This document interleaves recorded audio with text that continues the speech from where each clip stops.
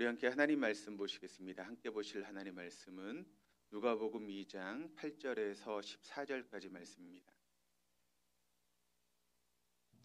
누가복음 2장 8절에서 14절까지 말씀, 우리 한 절씩 교독하시겠습니다. 그 지역의 목자들이 밤에 밖에서 자기 양떼를 지키더니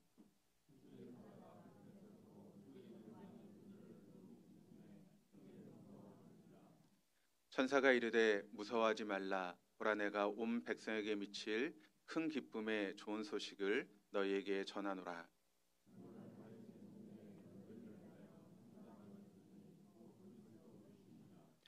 너희가 가서 강보에 쌓여 구유에 누워 있는 아기를 보리니 이것이 너희에게 표적이니라 하더니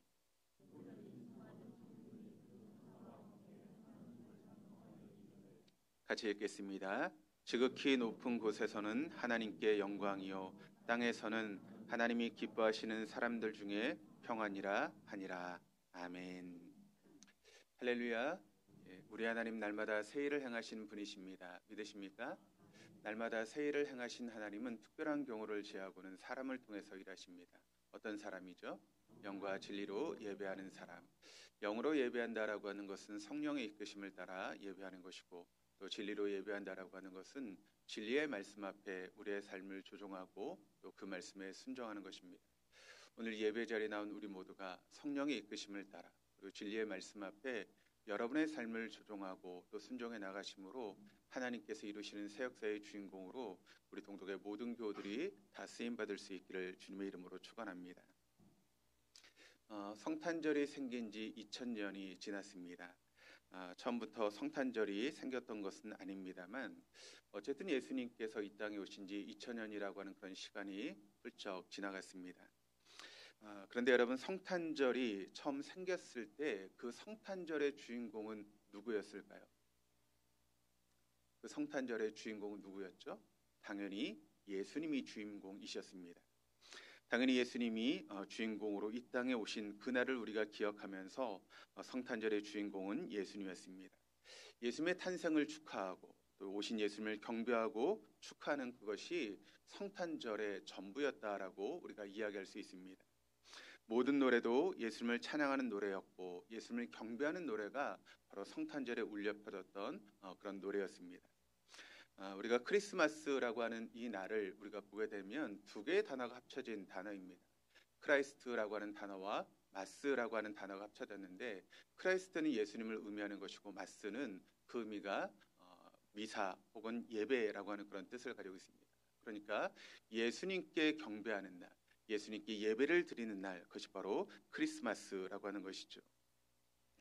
예수님이 온 무리를 구원하시기 위해서 오신 날을 기념하며 또 온 성도들이 예수님께 온전히 예배하고 경배하는 날이 바로 성탄절 크리스마스였다라고 하는 것을 우리는 알게 됩니다.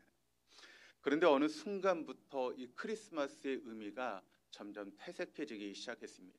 그래서 예수님이 있어야 될 자리에 여러분 누가 그 자리를 차지하고 있는가 하면 산타 할아버지가 그 자리를 대신 차지하고 있고, 예수님을 경배하며 찬양했던 찬양 대신은 요즘은 캐롤이 그렇게 그 자리를 차지하면서 점점 크리스마스의 의미를 퇴색하게 만드는 일들이 벌어지고 있습니다. 그렇다면 여러분, 무엇이 문제이기 때문에 성탄절의 의미, 크리스마스의 의미가 이렇게 퇴색되고 있는 것일까요? 그 모든 책임은 우리에게 있다라고 이야기할 수 있습니다. 우리가 예수를 믿는 우리가 성탄절의 의미를 제대로 모르기 때문에 자꾸 성탄절의 의미가 퇴색되는 것이 아닌가라고 하는 그런 생각을 해보게 됩니다. 믿는 우리가 성탄의 의미를 제대로 모르니까 당연히 세상이 여러분 성탄의 의미를 알 도리가 없는 것이죠. 우리가 알아야 제대로 전할 텐데 우리가 모르는 내용을 어떻게 여러분 사람들에게, 믿지 않는 사람들에게 세상 속에 그것을 전할 수 있겠습니까? 성경에 보면 예수님이 태어나시기 전에 먼저 천사들에게 그 소식이 전해지게 됩니다. 그리고 그 소식을 자세히 보게 되면 그 말씀 안에 성탄의 의미가 다 들어가 있다라고 하는 것을 우리는 발견할 수 있게 됩니다.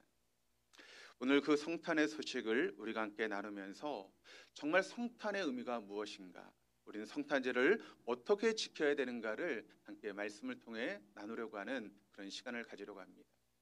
물론 이제 성탄에 대한 그런 의미, 예수님이 오신 의미를 말씀하고 있는 말씀이 마태복음, 마가복음, 누가복음, 요한복음, 사복음서에 다 나와 있지만 그 말씀을 다 살피는 것은 시간 관계상 좀 어려움이 있기 때문에 오늘 본문의 말씀인 누가복음 2장을 중심으로 그 성탄의 의미가 무엇인가를 우리가 함께 나누고 함께 은혜를 받는 그런 시간이 되었으면 좋겠습니다.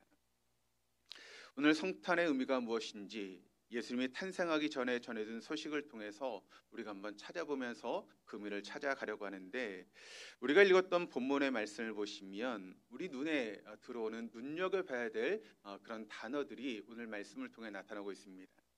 첫 번째 8절의 말씀을 보시면 목자들, 그리고 밤에라고 하는 그런 단어가 나오고 있고, 또 10절의 말씀을 보시면 큰 기쁨이 될 소식이다라고 하는 그런 말씀이 나오고 있고, 또 11절 말씀에는 오늘이라고 하는 그런 단어가 나오고 있습니다.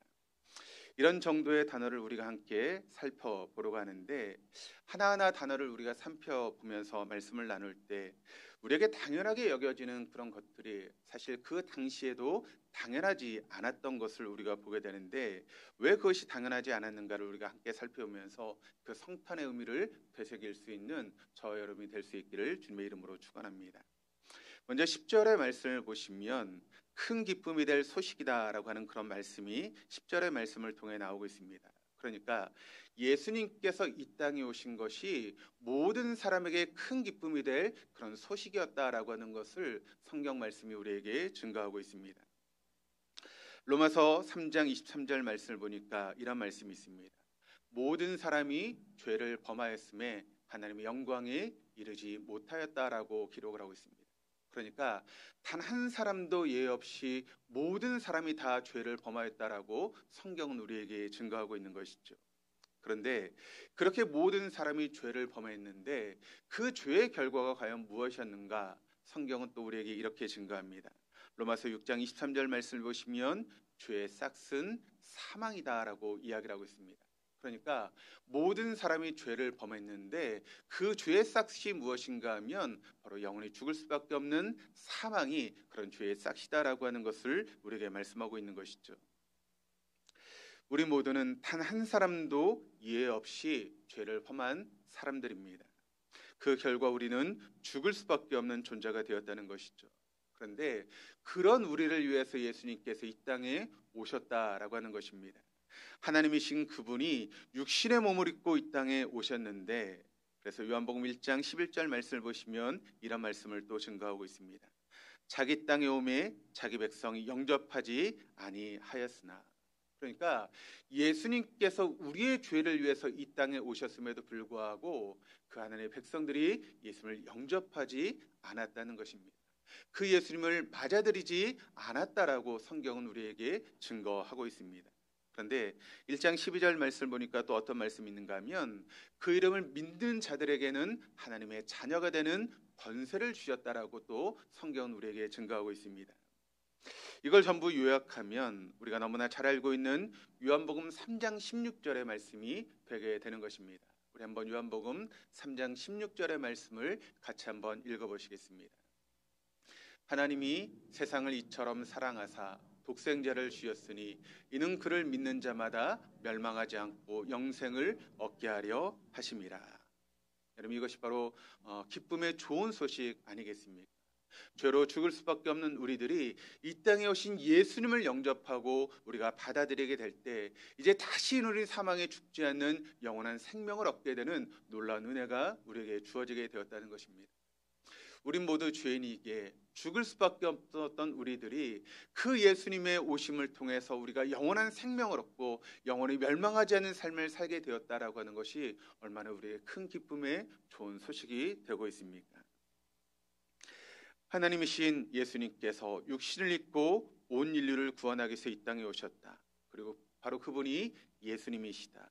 성탄절은 바로 그 예수님을 축하하고 경배하는 날이 바로 우리가 지키고 있는 성탄절인 줄 믿습니다. 그런데 그 큰 기쁨의 좋은 소식인 하나님이신 그분이 육신을 입고 이 땅에 오셨는데, 여러분, 그 소식이 지금 천사를 통해서 어떻게 세상에 전해지고 있습니까? 어떤 모습으로 그분이 오셨다라고 성경은 우리에게 증거하고 있습니다. 성경의 말씀을 보니까 핵심은 베들레헴에서 태어난 그 아기가 구원자라고 하는 것을 우리에게 증거하며 말씀하고 있는 것이죠. 왕궁 요람에 놓인 아기가 아니라 말 밥통 위에 놓인 그 아기가 우리를 구원하실 구세주라고 하는 것을 성경이 우리에게 증거한다는 것입니다. 여러분 한번 가만히 생각해 보시기를 바랍니다. 우리가 지금은 이것을 너무나 당연하게 지금 받아들이고 있지만 만약 2000년 전 예수님께 오셨을 때 그 당시 사람들의 입장에서 이 말씀을 듣는다면 그 말씀을 우리처럼 받아들일 수 있을까라고 하는 그런 생각이 여러분 들지 않습니까? 혹시 당시 세상을 호령하던 로마 황제였던 가이사의 장자로 태어난 그 아이가 새로운 시대를 열어갈 수 있는 인물이라고 하면 아마 그 당시 많은 사람들이 고개를 끄덕이며 그것을 받아들일 수 있었을 것입니다. 아니, 로마의 황제가 아니라 그저 헤롯 왕의 그런 왕궁에서 태어난 한 왕자에게 내일의 소망을 걸라고 하면 많은 사람들이 수긍하며 그 얘기를 받아들일 수 있었을 것입니다. 그런데 온 인류를 구원하실 그 구세주이신 예수님께서 어떤 모습으로 이 땅에 오셨습니까? 한번 그 부모의 모습을 한번 보시기를 바랍니다. 그 아버지의 여러분 직업이 무엇입니까? 우리로 지금 따지면 옛날 패전 같은 일을 감당했던 목수의 직업을 가지고 있습니다. 또 그 어머니는 어떤 어머니입니까? 처녀로서 아기를 잉태한 그런 어머니였습니다. 뿐만 아니라 그들은 영안방 하나 구할 수 없는 그런 능력조차 없는 그런 사람들이 바로 예수의 부모였습니다. 그런 부모에게서 태어난 아기가 온 세상 온 인류를 구원하실 구세주라고 하면 과연 그 이야기를 누가 받아들이고 그 이야기를 도대체 누가 믿을 수 있겠습니까? 이게 그 당시 사람들이 예수를 믿을 수 없었던 이유였다라고 하는 것을 우리는 놓치지 말아야 하는 것입니다. 그리고 이것이 바로 성경의 역설이고 신비입니다. 왜 하나님께서 인류를 구원하실 당신의 아들을 보내실 때 화려한 왕궁에서 태어나게 하시면 얼마나 좋겠습니까? 사람들이 다 수긍하고 받아들일 수 있을 텐데 여러분 예수님께서 태어나신 모습이 얼마나 초라한 모습으로 이 땅에 오셨는가를 우리 말씀을 통해 보게 되는 것이죠. 왜 그렇게 예수님이 그렇게 초라한 모습으로 이 땅에 오실 수밖에 없었는가라고 하는 것을 우리 한번 깊이 한번 생각해 볼 필요가 있을 것입니다. 성경의 표현을 빌려 본다면 12절 말씀 한번 같이 한번 읽어보도록 하시겠습니다. 너희가 가서 강보에 쌓여 구유에 누워있는 아기를 보리니 이것이 너희에게 표적이니라 하더니 강보에 쌓여 구유에 누워있는 아기, 그러니까 온 세상의 운명이 말 밥통 위에 놓인 그 아기에게 있다라고 하는 소식이 들려진다면 여러분 쉽게 동의하고 여러분 그곳으로 달려가실 수 있으시겠습니까? 그분을 영접할 수 있으시겠습니까? 그래서 여러분 우리가 성경의 기록을 감동으로 받아들인 데에는 바로 하나님의 은혜가 필요합니다. 하나님의 도심이 필요하고 성령의 도심이 없다면 우린 결코 성경의 그 말씀을 은혜로 받아들일 수 없는 것입니다. 똑똑한 사람이 하나님의 말씀을 잘 이해하고 받아들이는 게 결코 아닙니다. 세상에 경험이 많다고 해서 그 하나님의 말씀을 받아들이는 것도 아닙니다. 세상에 더 많은 것을 가지고 있다고 해서 하나님의 말씀을 잘 이해하고 받아들이는 게 절대 아닙니다. 성령께서 우리를 도우셔야 성령의 도우심 가운데 우리가 하나님의 말씀을 은혜로 받아들일 수 있다라고 하는 것을 여러분 기억하시고 우리는 겸손하게 그 말씀을 받아들이는 그런 모습이 우리에게 필요하다라고 하는 것을 여러분 잊지 마시기를 바랍니다. 저는 매번 말씀을 들을 때마다 주님, 제 마음이 살과 같이 부드러워질 수 있게 해주십시오라고 하나님께 도움을 구합니다. 때때로 우리가 배운 그 알량한 지식들, 손에 쥔 어떤 재물들, 우리가 가지고 있는 세상적인 위치나 지위들이 얼마나 우리를 교만하게 만드는지 모릅니다. 얼마나 우리를 주님의 말씀으로부터 멀어지게 만드는지 모릅니다. 그러므로 우리가 언제나 주님의 말씀 앞에 설 때는 겸손한 가운데 하나님의 말씀을 받아들일 수 있는 우리의 모습이 되어야 됩니다. 또 성령의 도심을 통해서 우리의 마음이 부드러워져서 그 말씀이 은혜 가운데 우리에게 다가올 수 있도록 기도로 준비할 수 있는 여러분들 되시기를 바랍니다. 그런 기도함이 없이, 그런 준비함이 없이 결코 하나님의 말씀이 우리에게 은혜로 다가올 수 없기 때문에 그렇습니다. 목자들은 천사의 소식을 들었습니다. 그 천사의 소식을 듣고 이것저것 따지지 않았습니다. 즉시 마음이 벌렁벌렁하며 가슴이 감동이 되어서 그 길로 예수님이 탄생하신 곳을 향해 달려갔습니다. 그리고 은혜를 받습니다. 그리고 그것을 다른 사람에게 전하고 있는 목자들의 모습을 성경이 우리에게 증거하고 있습니다. 그렇습니다. 마을 구유에 놓인 아기를 온 인류를 구원할 구세주로 믿는 데에는 하나님의 특별한 은혜가 필요합니다. 복음은 그 성격상 하나님의 은혜로만 이해될 수 있는 그런 말씀이기 때문에 그렇습니다. 이런 말씀을 들을 때 지금 이 말씀을 통해서 내가 하나님을 만나는 시간이 될 수 있도록 나를 도와주십시오라고 기도하시기를 바랍니다. 하나님의 말씀은 살아있고 운동력이 있어 자유의 어떤 날성검보다도 예리해서 그 말씀은 교훈과 책망과 바르게 함과 의로 교육하기에 유익한 그런 구원을 주는 말씀이다라고 성경은 우리에게 분명하게 말씀하고 있습니다. 하나님의 말씀이 때로는 나를 교훈하고 때로는 나를 책망하고 때로는 회초리를 들고 나를 바르게 하고 때로는 의로 교육한다 할지라도 무조건 그 말씀 앞에서 내가 겸손한 마음으로 하나님의 말씀을 받겠습니다. 하나님의 말씀 앞에 내가 나를 조종하고 순종하는 삶을 살아가겠습니다. 이런 사람에게 우리가 알 수 없는 놀라운 하나님의 은혜가 임한다는 사실을 여러분 믿으실 수 있기를 주님의 이름으로 축원합니다. 사랑하는 우리 동독의 교우들이 그런 마음을 가지고 말씀 앞에 설 수 있기를 바랍니다. 하나님, 제가 겸손하게 말씀 앞에 무릎을 꿇겠습니다.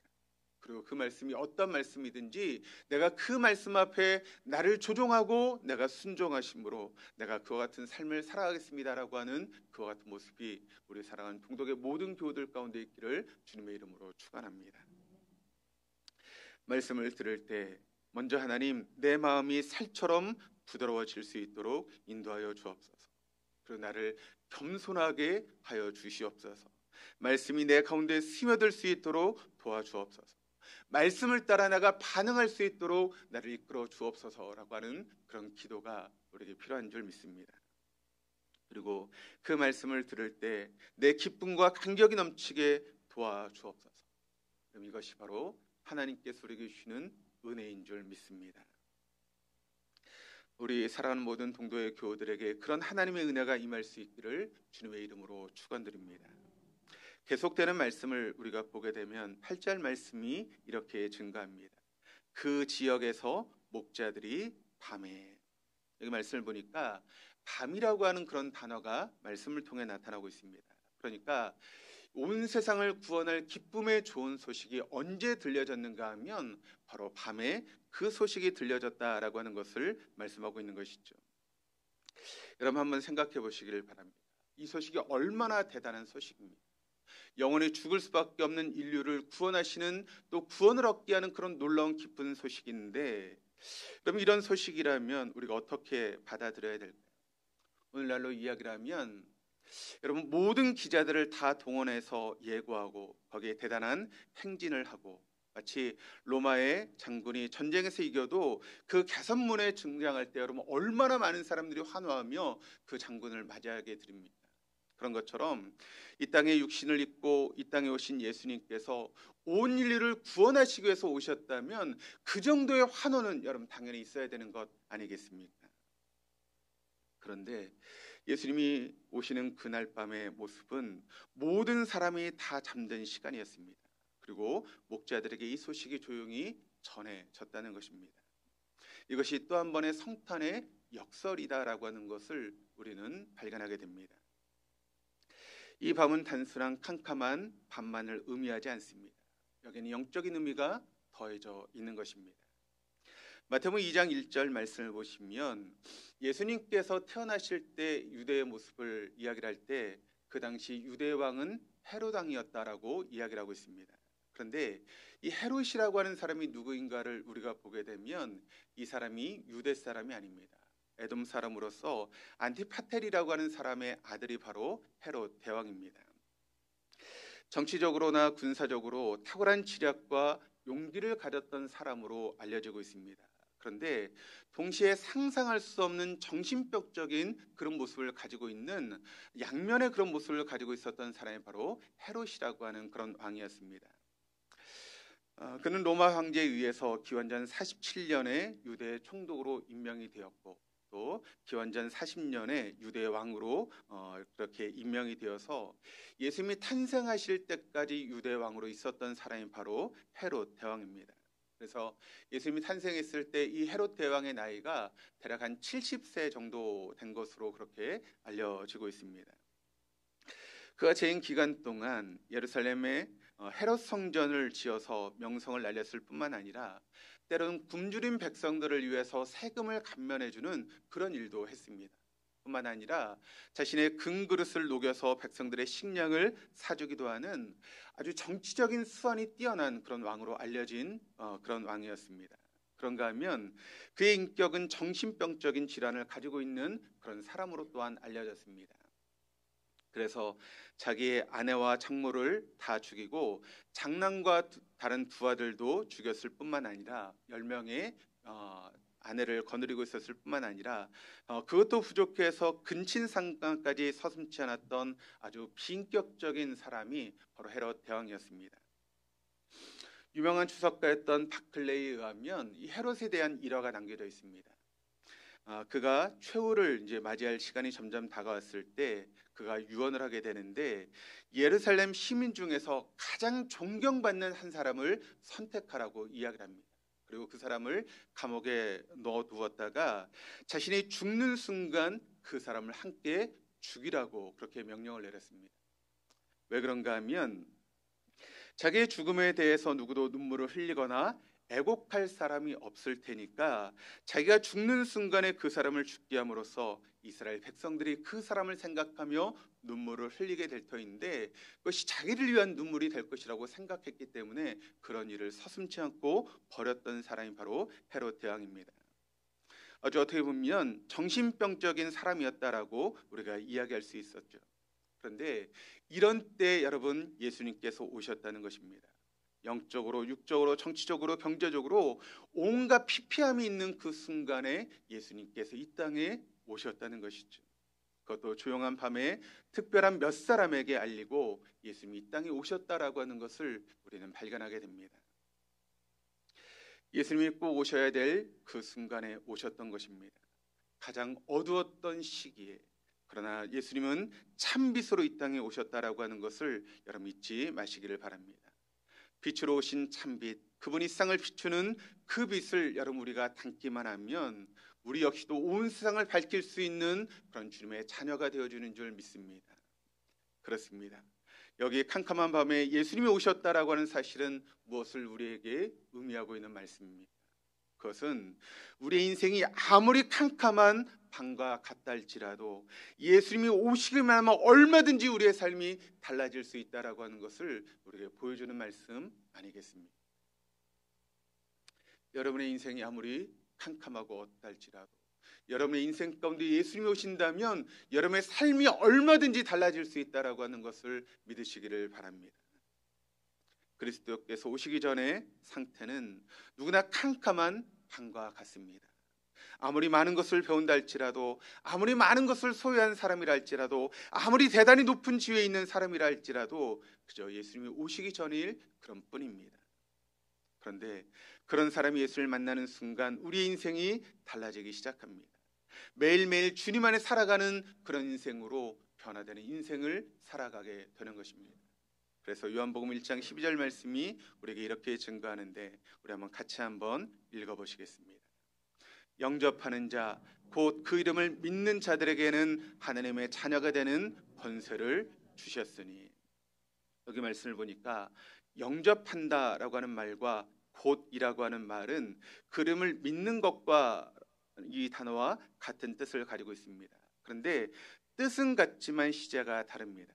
영접한다라고 하는 이 말은 과거형으로 쓰인 그런 말입니다. 그러니까 과거에 한번 영접하고 이제 그것으로 끝나는 것을 의미한다면 그 이름을 믿는다라고 하는 이 단어는 현재 분사형으로 사용되는 단어입니다. 그러니까 이것은 끊임없이 현재 진행형으로 진행되고 있다라고 하는 그런 의미를 가지고 있는 그런 말씀이 되는 것이죠. 내가 어느 날 주님을 영접했습니다.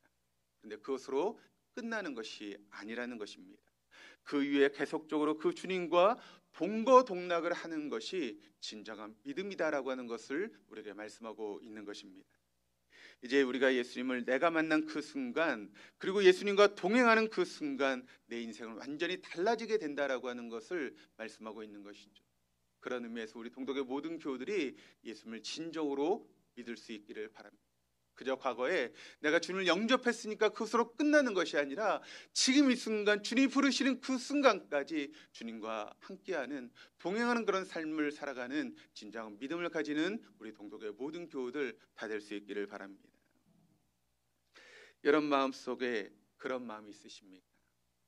지금까지 내가 캄캄한 그런 밤의 인생을 살았다 할지라도 예수님께서 내 마음 가운데 오시기만 하면 내 인생은 한순간에 달라질 수 있다라고 하는 그런 마음이 여러분의 마음 가운데 있으십니까? 지금 나의 모든 문제는 내 안에 예수님이 계시지 않기 때문에 내 인생에 여러 가지 문제가 있는 것입니다. 예수님이 내 안에 오시기만 하면 내 모든 삶이 달라질 수 있다라고 하는 것을 여러분 믿으실 수 있기를 바랍니다. 우리가 오늘 예배를 드릴 때 우리 예배의 주인공은 예수님 한 분이십니다. 사단은 자꾸 우리의 주인이신, 우리의 경배의 대상인 예수님께로부터 우리의 시선을 자꾸 흩어러 놓으려고 하는 것이 사단의 모습입니다. 그래서 어떤 사람에게, 어떤 환경에게, 어떤 사건으로 자꾸 그 사건을 바라보게 만드는 것이 사단의 계략이라는 것이죠. 그래서 우리가 사람을 바라보게 만들고 또 어떤 사건을 바라보게 만드는 것, 그것은 100% 사단의 그런 역사입니다. 예배에서 우리가 해야 될 것은 오직 예수님을 만나는 것입니다. 그러면 그 예수님이 누구십니까? 나의 암흑을 빛으로 바꾸시는 분이 우리 예수님이십니다. 나의 절망을 희망으로 바꾸시는 분이 우리 예수님이십니다. 나의 죽음을 생명으로 바꾸시는 분이 바로 우리 예수님이십니다. 그 예수를 만나는 순간 나의 모든 문제가 한순간에 해결된다라고 하는 것을 여러분 믿으실 수 있기를 바랍니다. 항상 여러분이 그 예수를 만날 수 있는 놀라운 축복이 있기를 주님의 이름으로 축복합니다. 사단은 자꾸 우리에게 많은 것을 보게 만듭니다. 안 봐도 좋은 것을 보게 만들고 안 들어도 좋은 것을 자꾸 듣게 만들면서 그걸 가지고 자꾸 서로 싸우게 만드는 것이죠. 그러나 사랑하는 성도 여러분, 우리 평생 주님을 부름받는 그날까지 우리가 교회에 오셨다면 누구를 바라봐야 됩니까? 누구의 소리를 들어야 됩니까? 예수를 바라보고 예수님의 소리를 들을 수 있는 우리 동독의 모든 교우들 될 수 있기를 주님의 이름으로 축원합니다. 주님이 여러분을 살리십니다. 어떤 사람이 여러분을 살리는 것이 아닙니다. 주님이 여러분을 살리십니다. 주님이 여러분을 변화시키십니다. 주님이 여러분을 새롭게 만드십니다. 예수님만이 주인인 교회가 바로 우리 동독교회가 될 수 있기를 주님의 이름으로 축원합니다. 8절 말씀을 다시 한번 읽어보도록 하시겠습니다. 그 지역의 목자들이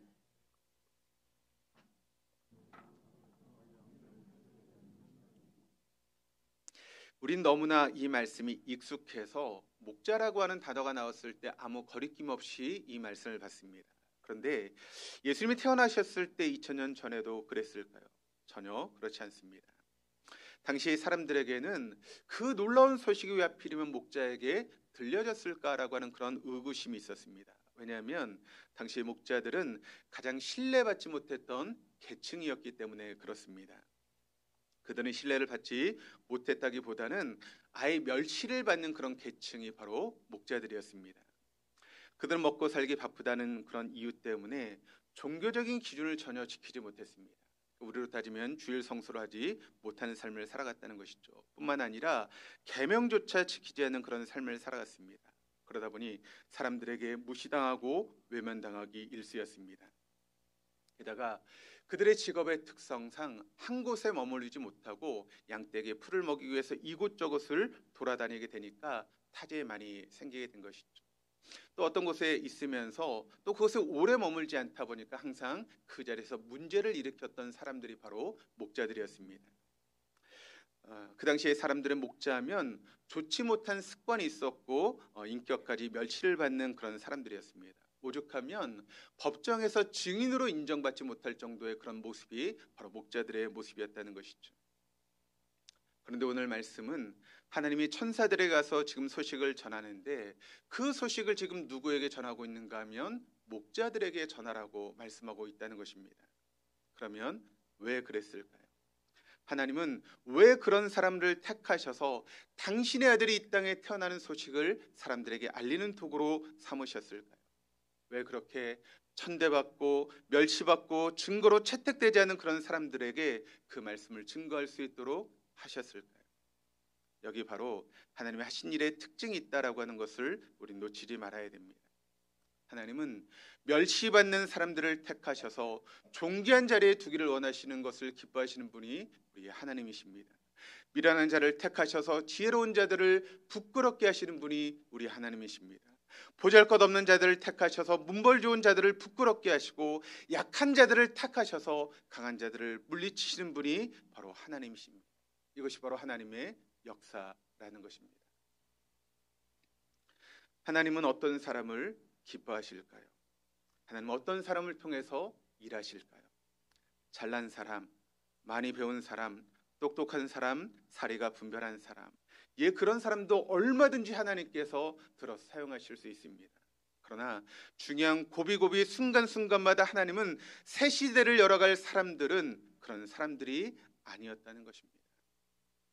무식하고 못 배우고 보잘것없고 힘도 없고 연약한 것 같은데 온 힘을 다해서 자기를 조종하고 순종하는 사람들을 통해서 하나님은 언제나 새 역사를 이루어 가셨다라고 하는 것을 여러분 잊지 마시기를 바랍니다. 그 이유를 고린도전서 1장 29절 말씀이 오늘 이렇게 증거하고 있습니다. 같이 한번 읽어보시겠습니다. 이는 아무 육체도 하나님 앞에서 자랑하지 못하게 하려 하심이라. 이것은 내가 한 것이 아닙니다. 주님이 하셨습니다. 저도 순종할 수 없었습니다. 그러나 그게 주님의 말씀이니까 순종했더니 이런 놀라운 역사가 내 삶 가운데 일어났습니다. 주님은 이 간증을 들으시기를 원하시는 것입니다. 사랑하는 성도 여러분, 오늘도 하나님이 여전히 일하시는 분이십니다. 지금도 여전히 새 역사를 써내려가시는 분이십니다. 날마다 새 일을 행하시는 그런 분이십니다. 특별한 경우를 제하고는 하나님이 일하시는 방법은 언제나 비슷합니다. 목자 같은 사람들을 택하세요. 하나님 말씀이면 파란불이면 앞으로 나아가고 빨간불이면 그 자리에 멈춰선 거기에 내 생각과 내 뜻을 더하지 않고 말씀대로 순종하고 나아가는 사람들을 언제나 하나님은 귀하게 사용하십니다. 그게 아브라함이었고 그게 모세였고 그게 여호수아였고 그게 다윗이었습니다. 그리고 오늘도 주님은 그런 사람들을 찾고 계십니다. 마지막 11절 말씀을 같이 한번 읽어보시겠습니다.